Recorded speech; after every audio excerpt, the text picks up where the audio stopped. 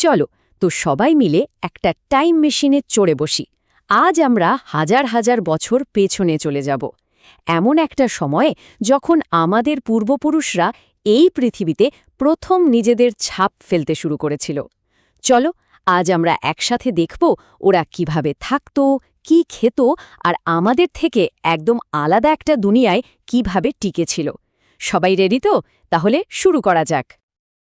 ব্যাপারটা ভাবতেই কেমন অদ্ভুত লাগছে, তাই না? আরে আমাদের তো এখন মোবাইল, বাড়ি বা খাবার দোকান ছাড়া একটা দিনও চলে না, কিন্তু ওরা পারত কি করে? ঠিক এই রহস্যটারই সমাধান করব আমরা আজ। চলো জেনে নেওয়া যাক আমাদের পূর্বপুরুষদের সার্ভাইভালের সেই সব গোপন কৌশলগুলো। হ্যাঁ, ঠিকই শুনেছ। আমরা এসে গেছি প্রস্তর যুগে, মানে পাথরের যুগে। আচ্ছা, বলতে পারবে এর নাম পাথরের যুগ কেন? আরে বাবা, কারণটা খুব সোজা।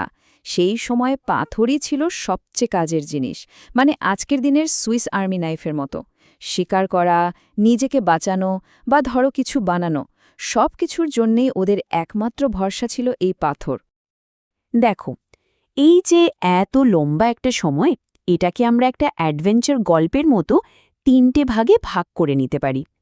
পুরনো পাথরের যুগ, মাঝের পাথরের যুগ আর নতুন পাথরের যুগ।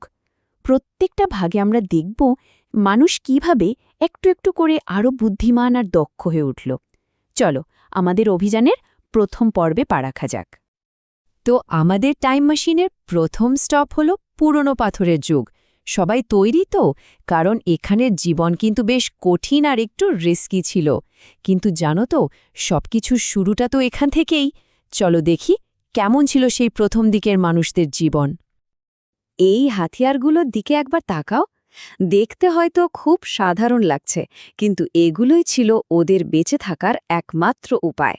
ম্যামথের মতো ওই বিশাল বিশাল পশু শিকার করতে বা তাদের মোটা চামড়া ছাড়ানোর জন্য এই বড় আর ভারী পাথরগুলোই ছিল একদম পারফেক্ট। এই যুগের মানুষ ছিল শিকারী সংগ্রাহক, মানে তাদের পুরো দিনটাই কেটে যেত শুধু পরের বেলার খাবার জোগাড় করার চিন্তায়।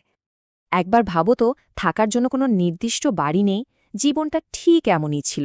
পশুর দল যেদিকে যেত বা যেখানে ফলমূল পাওয়া যেত, ওরাও সেদিকেই যেত, মানে যাযাবরের জীবন।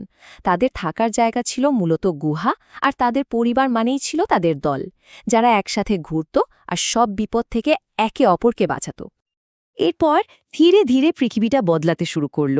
বরফ গলতে লাগল, নতুন নতুন জঙ্গল তৈরি হল, আর আবহাওয়াটাও বেশ গরম হয়ে উঠল। এই বিরাট পরিবর্তনের ফলে নতুন চ্যালেঞ্জ তো এলোই, কিন্তু তার সাথে এলো নতুন সুযোগও। মানুষকেও এবার নিজেদের বদলাতে হলো, আর এভাবেই আমরা ঢুকে পড়লাম মাঝের পাথরের যুগে। এই যুগের সবচেয়ে বড় আবিষ্কার ছিল মাইক্রোলেথ। নামটা হয়তো শুনতে একটু কঠিন, কিন্তু ব্যাপারটা খুব সোজা। মাইক্রো মানে ছোট, আর লেথ মানে পাথর, মানে ছোট, হালকা আর অনেক বেশি ধারালো পাথরের টুলস। এগুলোকে বলতে পারো পাথরের যুগের প্রিসিশন টুলস। এর ফলে ছোট আর খুব দ্রুত দৌড়ানো পশু শিকার করা বা মাছ ধরা অনেক বেশি সহজ হয়ে গেল। আবহাওয়া গরম হওয়ায় ম্যামথের মতো বিশাল জানোয়াররা তো হারিয়ে গেল, তার বদলে এলো হরিণ বা বুনোশুয়ারের মতো ছোট আর স্পিডি প্রাণী। ওদের শিকার করার জন্য পুরনো দিনের ওই ভারী হাতিয়ারগুলো আর কোনো কাজের ছিল না। ঠিক এখানেই মানুষের বুদ্ধি কাজে লাগল। ওরা এই নতুন চ্যালেঞ্জের জন্য তৈরি করে ফেলল এই নতুন ধরনের ছোট আর ধারালো হাতিয়ার। আর এই সময়েই একটা দারুণ ঘটনা ঘটল। মানুষ তার প্রথম পশুবন্ধুকে খুঁজে পেল। বুনো নেকড়েরও খাবারের লোভে মানুষের থাকার জায়গার আশেপাশে আসতে শুরু করল, আর সময়ের সাথে সাথে ওরাই পোষ মেনে হয়ে উঠল আমাদের আজকের কুকুর। ওরা শিকারের সাহায্য করত, বিপদ দেখলে জানান দিত। এভাবেই শুরু হলো মানুষ আর পশুর বন্ধুত্বের সেই গল্প, যা আজও চলছে। এবার আমরা আমাদের যাত্রার একেবারে শেষ আর সবচেয়ে রোমাঞ্চকর পর্বে পৌঁছে গেছি, নতুন পাথরের যুগ। আর বিশ্বাস করো, এখানে যা ঘটেছিল তা মানবজাতির ইতিহাসকে চিরদিনের জন্য বদলে দিয়েছিল। এটা ছিল একটা সত্যিকারের রেভলিউশন বা বিপ্লব। জানতে ইচ্ছে করছে তো সেটা কি ছিল? সেই একটা আবিষ্কার যা সবকিছু বদলে দিল, তা হলো চাষবাস। মানুষ প্রথমবার বুঝতে পারল যে মাটিতে বীজ পুঁতলে সেখান থেকে গাছ হয়, আর সেই গাছ থেকে খাবার পাওয়া যায়। এই সহজ ধারণাটাই ছিল আসল গেম চেঞ্জার, যা তাদের যাযাবর জীবনকে পুরোপুরি পাল্টে দিল। ছবিটা দেখি পুরো ব্যাপারটা বোঝা যাচ্ছে, তাই না? খাবারের জন্য আর দিনরাত এক জায়গা থেকে অন্য জায়গায় ঘুরে বেড়ানোর কোনো দরকার নেই। এখন তারা নদীর ধারে স্থায়ীভাবে থাকতে শুরু করল, জমি চাষ করতে শিখল আর নিশ্চিন্তে খাবার পেতে শুরু করল। যাযাবর জীবনের এখানে ইতি ঘটল। চাষবাস শেখার ফলে জীবনে একটা বিরাট পরিবর্তন এলো।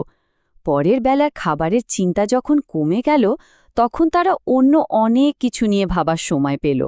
যেমন ধরো, নতুন জিনিস তৈরি করা বা নতুন কিছু শেখা। শিকারী যাযাবর এবার হয়ে উঠল গ্রামের স্থায়ী বাসিন্দা। এই স্লাইডটা দেখো তো, পার্থক্যটা কি অসাধারণ, তাই না? একদিকে ছিল অনিশ্চয়তা আর সারাক্ষণ দৌড়ঝাঁপের জীবন, আর অন্যদিকে স্থায়িত্ব, নিরাপত্তা আর সবাই মিলেমিশে থাকার এক নতুন জীবন। জীবনটা পুরোপুরি বদলে গেল। চাষবাসের পাশাপাশি ওরা ছাগল, ভেড়া আর গরুর মতো পশুদেরও পুষতে শিখল। খাবার জমিয়ে রাখার জন্য বা রান্না করার জন্য ওরা সুন্দর সুন্দর মাটির পাত্র বানানো শিখে গেল।